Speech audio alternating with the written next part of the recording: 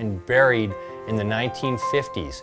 And so that's always in the back of our minds, what if, what if? And there, like I said, there's so many of those out there, it's ridiculous. Sooner or later, I'm gonna find myself an old bell. Dennis McDaniels got started in metal detecting by watching others find coins and jewelry in the local city baseball field. Since then, he's gone on to amass quite a collection of rings, coins, and antiques.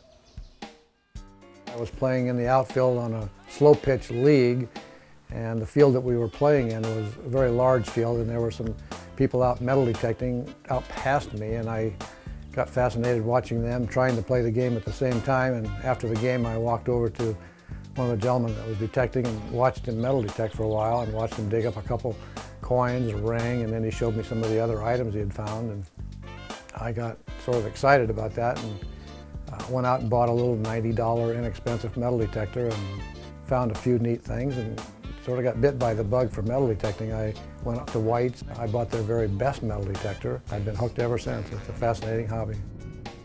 My wife and I average $300 to $400 a year in coins, and that's just hunting in local parks and schoolyards.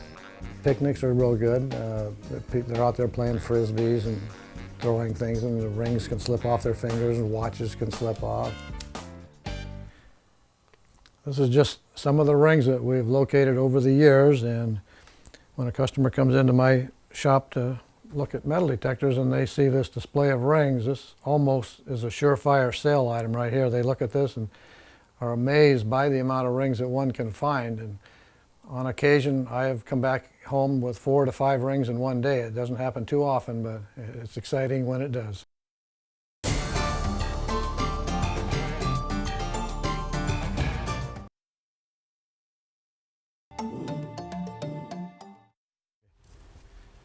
Currently we're hunting at the Fern Ridge Lake in Eugene, Oregon, and at this time they're draining the lake to do a little work on it. This type of an area is real good to hunt in because the water level goes down, exposes the ground where people have been swimming for years, and the opportunity exists to find lots of coins and jewelry. Actually, it's amazing how many rings and earrings are lost by people swimming in the water. Their hands get cold and the rings come off.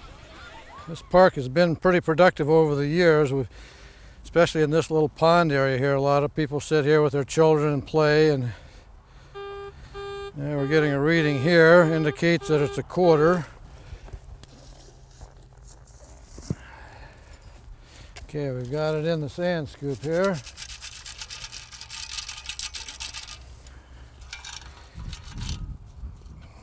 Yeah. 1944 silver quarter. I think everybody's curious about things that are in the ground when they see somebody metal detecting, and they think, "I wonder what he's finding," and they'll come up and ask. And when you explain what the possibilities are of the things that you can find, especially if you can pull something out of your pouch and show them what you're finding, it instills the need to want to go out and find things. Metal detecting can be more enjoyable when you have somebody to hunt with. My wife and I have been hunting together for 10 or 15 years, and it's been a great hobby. It gets us out of the house, out of the garden, just out in a real relaxing atmosphere, nice fresh air. And I'm getting a really nice signal here. Indicates that it's a pretty shallow target. So on my shallow targets, I take my little bullseye unit, which I wrap with tape to keep a little clean. Yeah, I'm getting a shallow reading right there. Yeah, it's a current dime, it looks like, but it's all rusted and corroded. Looks like a little oxidation on it. See, there's stuff out here. You just keep hunting and plugging away, you're going to find a lot of nice targets. Okay, these are some of the coins that I found over the years along with my wife. This page right here, Chinese and Japanese coins. Just different kinds of coins. There's Canadian, Mexican, Spanish, New Zealand, Australia. You have to learn the machine in order to get the most out of it. You have to learn the sounds that it makes when it goes over a certain type of object, like a pull tab or a nickel.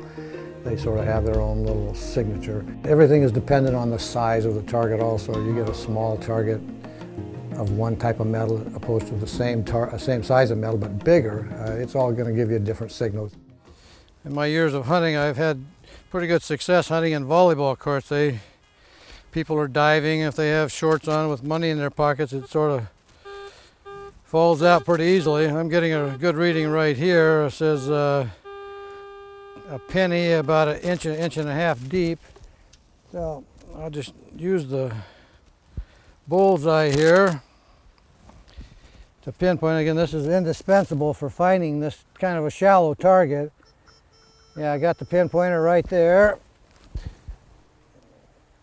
Yeah, it came up as a penny, just as indicated, which is nice. For Dennis, finding treasure is great, but being in the outdoors and getting the exercise is his greatest reward. The exercise aspect of it, I like it because you're getting down on your knees and getting up, getting down, getting up. It's good for your stomach muscles and your leg muscles.